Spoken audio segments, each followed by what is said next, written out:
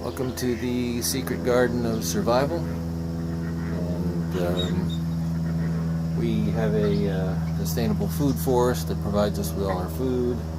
We've got a greenhouse that basically provides us with food year-round, as well as heats our hot water, and we water it with our gray water system from the house.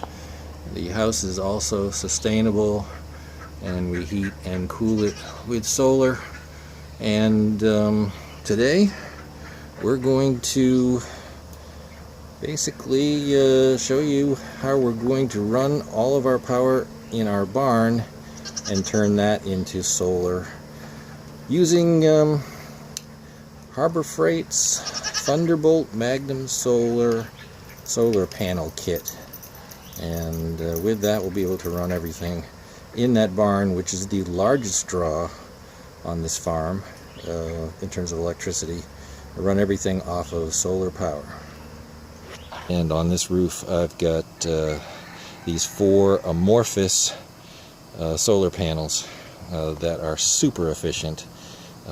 Each one produces 25 watts, so the 4 of them together produce 100 watts. This is a panel system that you can get at Harbor Freight. I've tried a lot of stuff before, and I've tried a lot of cheaper, inexpensive stuff, and nothing works as well as this in terms of the technology, because I have actually had it raining outside and this stuff is still charging the batteries. So pretty amazing. It does, being amorphous, they do take more space than other types of solar panels might per watt, but the thing is with this, these amorphous panels are producing power on non-perfect conditions. So a lot of those other more expensive panels that produce more watts per square foot, actually they don't work, and it's cloudy, and they actually, if they're cooked in series, they actually choke off the power for everything if you got one cloudy panel. So beauty of these things is that we've got them, they work even if it's cloudy, and like I said, I've seen them actually working in pouring down rain where there's just still enough light, still enough sunshine, that they're putting power back into the battery. So anyway, I try a lot of stuff in this environment, and these work really well. I'm trying to add more power, so I've got 4 additional panels that I'll be putting up here on the roof and connecting to the existing charge controller, so that I'll be able to run more devices, more power, more fans, to keep my my animals cool in the summertime. So this is going to go inside the barn here, and my most valuable livestock is actually in here. We've got our little boy goats right there. It's our next generation. I've got my milk goats all inside here. My next generation of girls is in here. So all of our dairy products are coming from these girls, and we're trying to keep them cool in the summertime so that nobody dies of heat exhaustion. And we have had that happen before, and know lots of other people who have had their goats die because we've had some pretty hot summers, both in terms of heat and heat index, where we've had triple digits. And it's important that I protect my investment in these guys. So we've been running fans in here and using a tremendous amount of AC grid power, and I'm going to try and get this all to work off of direct current, all 12 volts from solar panels on the barn roof, and some DC powered fans in here. Okay, this is my big ass industrial stainless steel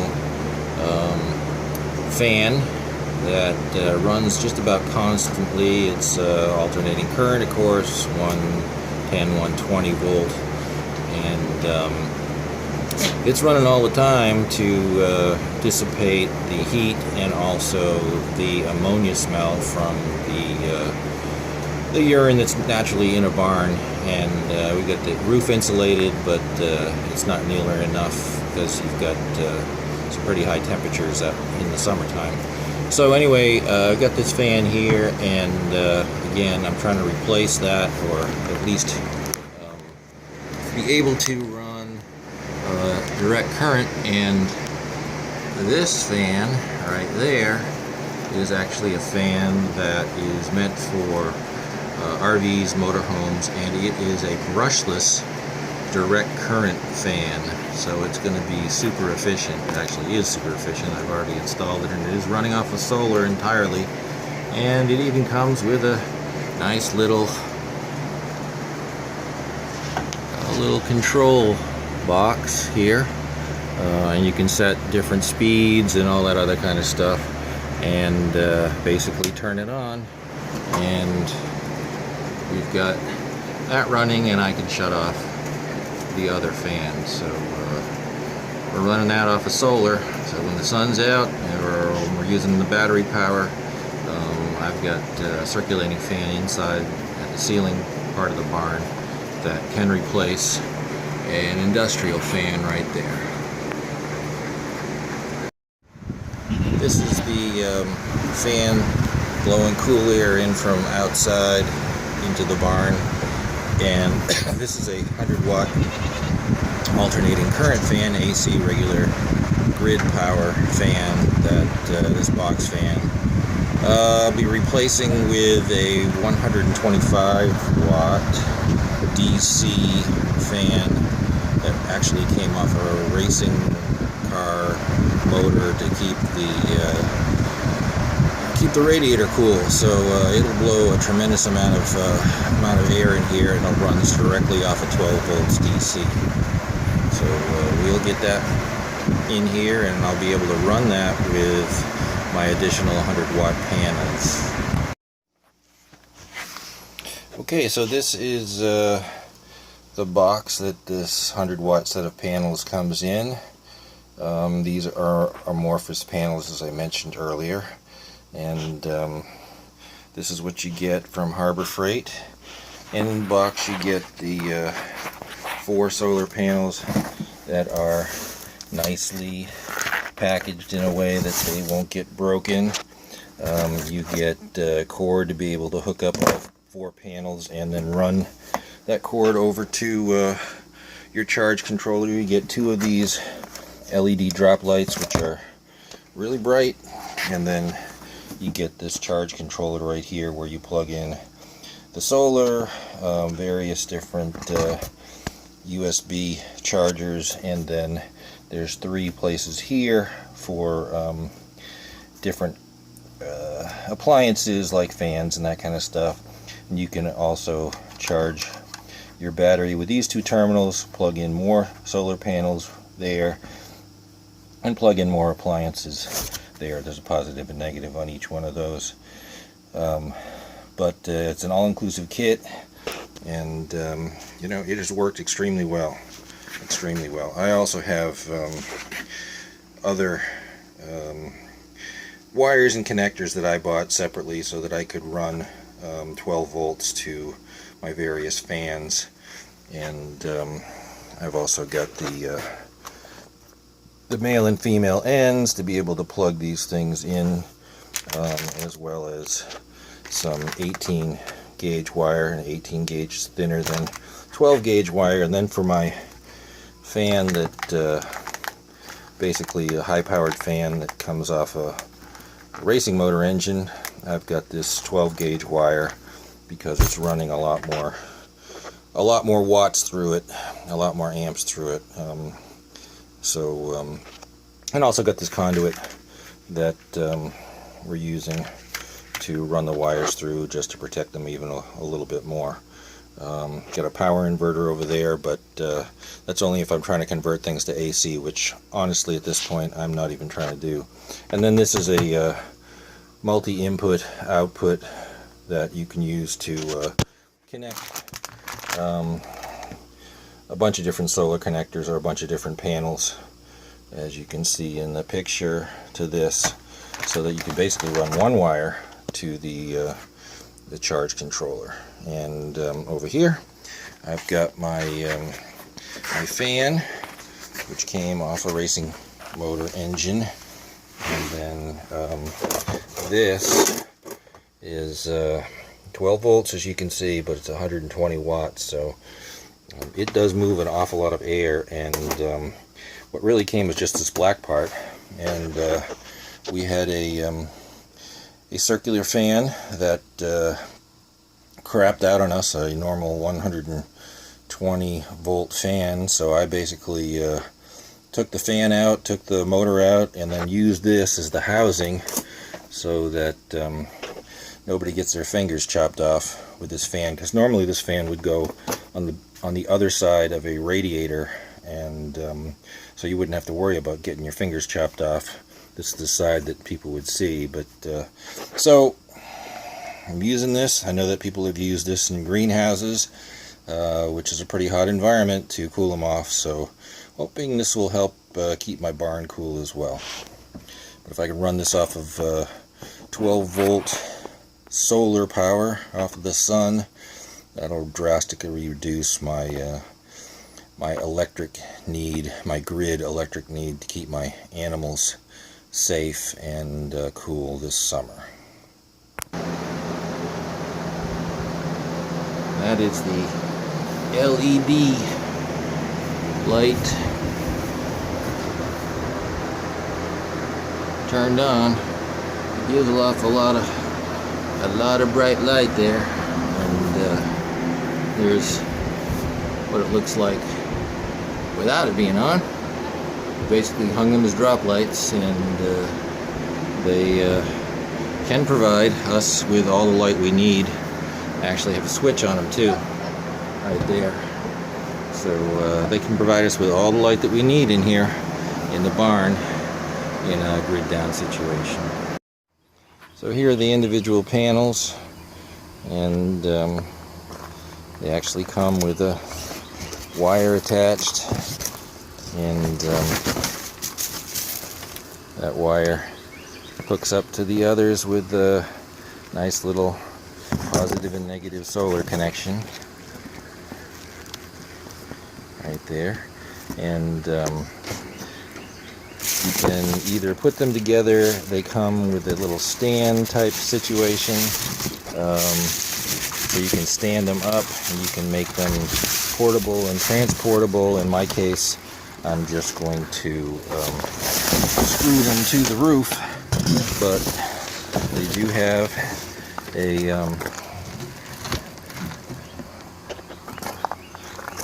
little setup so you can actually have them standing next to each other, and they come with little braces, so you can screw them all together with those little holes right there. But I'm going to use those to screw them to the roof.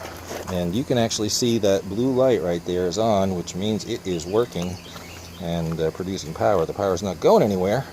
It's not hooked up to anything yet, but these are just, like I said, amazing little panels, and I'll be screwing them into the roof with some my favorite star drive screws, and also caulking them with silicone sealant so that they don't leak where I screw them into the roof.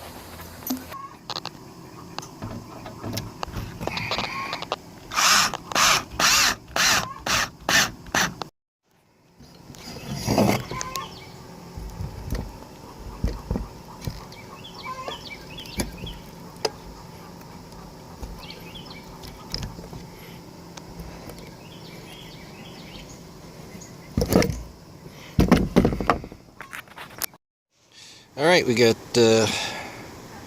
all 8 panels secure all the way down the roof here, and the next thing I'm going to do is try to take these wires and run some conduit around them so that they can be a little neater than just laying out here. Although from what I understand, this is some pretty good rubber on these wires, and they do seem to do well or get good reviews in terms of being out in the sun and such. But yeah, if I can protect them a little more like I did with this set, I will. The biggest problem is just getting up there without crushing the roof, because you know, it's hard to reach all that stuff. So anyway, onward to the next part. Okay, so we basically wrapped these wires in this flexible conduit and taped it, sort of, and then ran it up, drilled a little hole through the undersoffit here, and then ran them into the barn.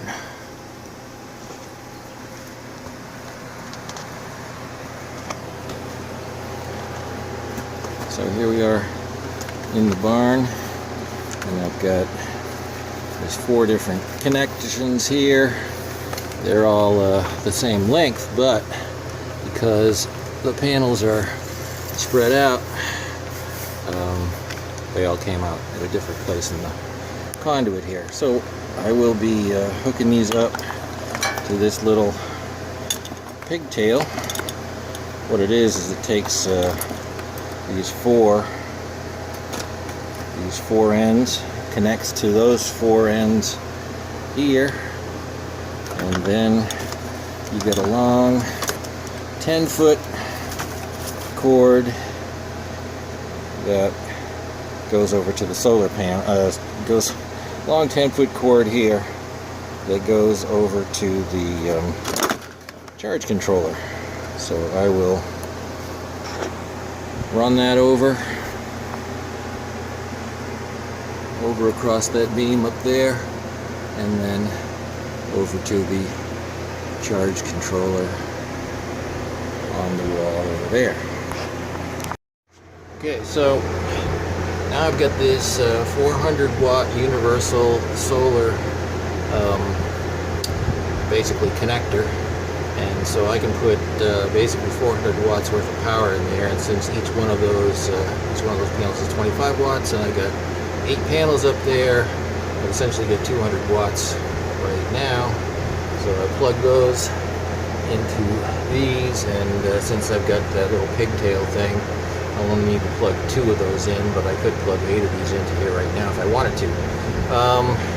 Previously I had this setup where the one pigtail was plugged into this and then plugged into that, but this came with a much heavier gauge wire, so I essentially screwed it into the charge controller right now, and I'm going to plug in the other 2 wires right there and see if we get power coming from the panels. Alright, everything is plugged in, wires are in. Okay, everything is plugged in, wires are in, and I got 13.8 volts going from the panels and into the battery. The battery is actually fully charged. You can see it's not charging the battery, so I got ample power right now to be running multiple devices. And what I'm going to do next is hook up my big fan so that I can run that thing instead of the AC alternating current 120 volt power. And there we are with everything hooked up. Not pretty, but I'll make it pretty later. And lo and behold, I got this big fan running right here, blowing a ton of air. That's the whole reason for doing this. Keep these animals cool.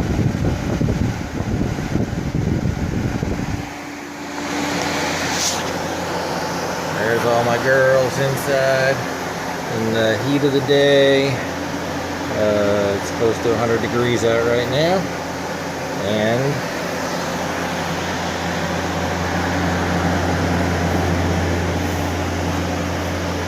it's 90 in here, so at least there's 90, and there is some air circulation. And should keep them from getting heat exhaustion, etc. Subscribe to my channel, and we'll show you more projects like this one on how to be sustainable and live in a sustainable home.